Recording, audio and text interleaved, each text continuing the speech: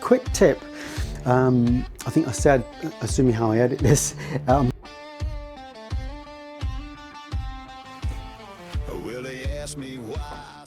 hi, welcome to the channel. This is Paul Adams of AdamsMade. This is a bit weird because I'm introducing you a product that I'm actually already halfway through, simply because it didn't occur to me to video doing this until I got halfway through and thought, actually this is quite interesting. What this is, it's a, well, you can see now it's a coffee table. Originally it was a I guess a TV stand unit. What I've done is I've literally just cut the bottom off of it. I think you can just about see the bottom half here and the original colours. Now you may or may not think that's a good idea. I'm sure somebody will let me know. But it looked big and clunky, and it just didn't look quite right. It was just a big chunky unit. It was the wrong height.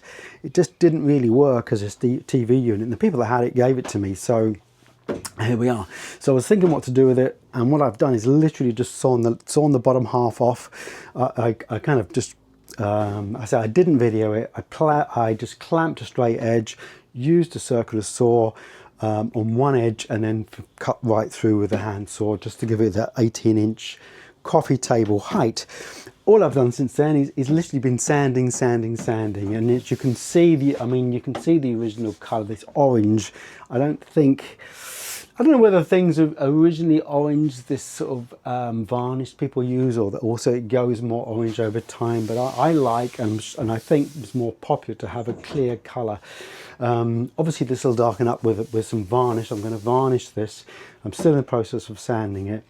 Trying to think what to do with the inside. It's not as tidy, so I was going to kind of paint the thing black, but it also might be a shame, so I haven't decided yet.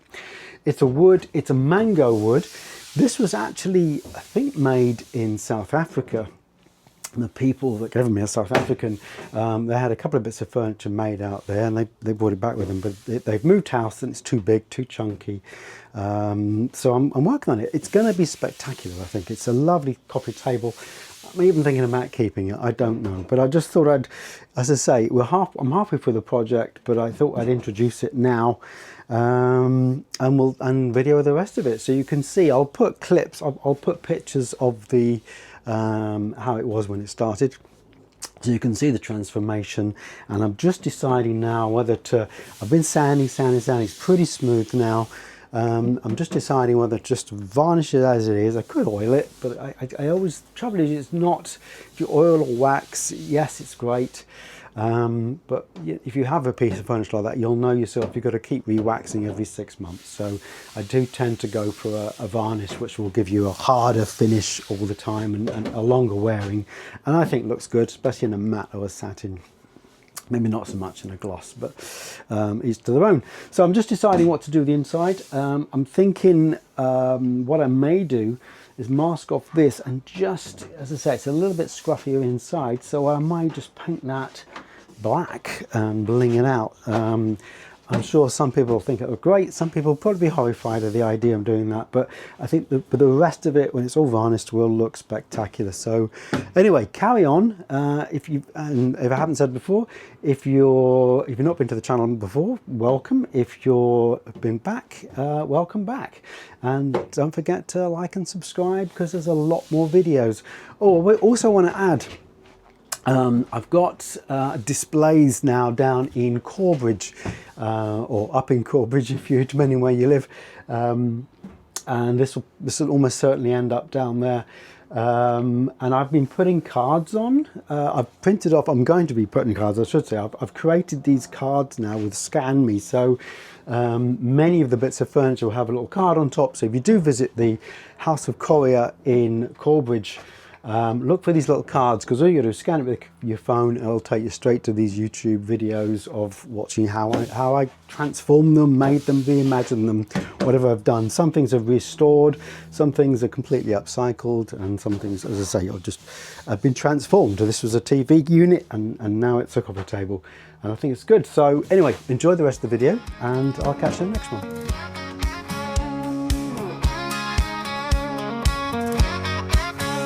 Down that dusty road we go, Sunsets red and gold aglow,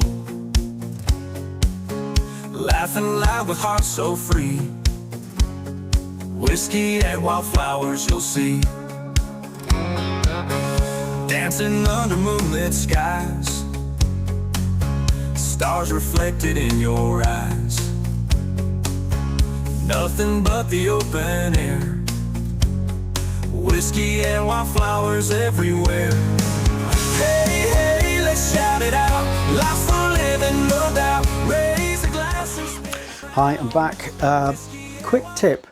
I think I said, assuming how I edit this, I'm going to paint the inside black. I'm going for a really dark navy actually. So it's a Small & Co. Royal Navy. You can see it's a dark, almost grey, but it's got a real blue, navy blue sort of tinge to it. I think it'll look really nice. Now, quick tip, what I was going to get to before you paint. If you're going to paint trying to get a straight line, especially against a clear wood or varnished wood like this, it's really hard to do without the paint bleeding under the tape. You know, obviously good quality tape's very good. Obviously really work the tape down the joints, which I have done as tight as you can get any air out. All that will help. But the way that you stop the bleed underneath, especially as it wants to be on clear wood, so I really want to varnish this part, is to actually varnish all this different coloured paints, to be honest with you. But what you would do, and what I will do now, is literally varnish first over the joint, and then what you've got, any weak spots in the tape, any cracks or indents where the paint would bleed under, you're going to bleed under with the varnish first, and that will seal the tape right in. And when that's dried, then you paint over and it doesn't bleed under, because the bleed's already been, anywhere it's going to bleed has already been blocked up, and you should get a nice crisp line. But you know, let's see. So watch this space and we'll make that happen. Morning comes and we're still here, singing songs for all to hear.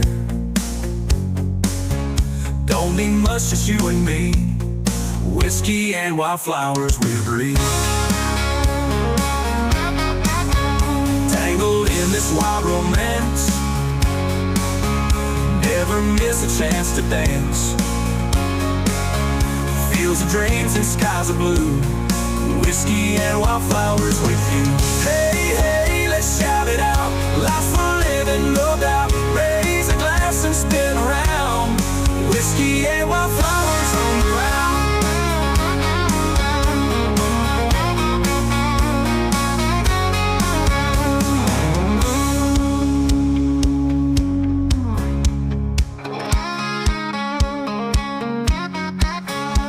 Hey, hey, let's shout it out, life's for living, no doubt. Raise a glass and spin around, whiskey and wildflowers on the ground.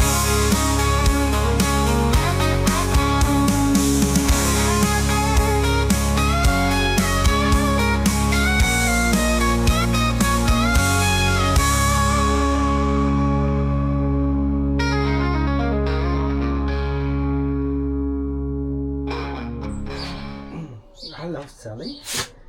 What do you want? What can I do for you? There's still food in your bowl.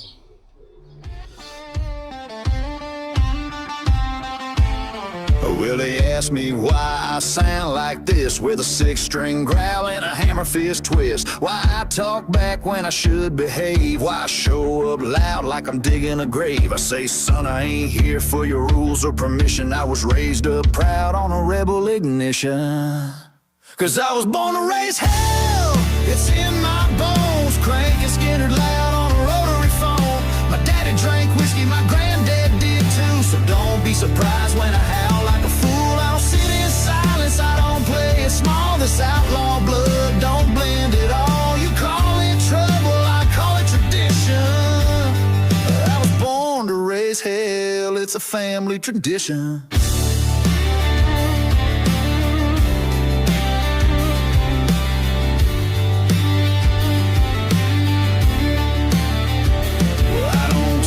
Wine in a three-piece suit, I shotgun beer and scuffed up boots. You can keep your diners and your champagne crowd. I'd rather two-step with the bar lights down. They said you're too rough, I said damn right. I was cut from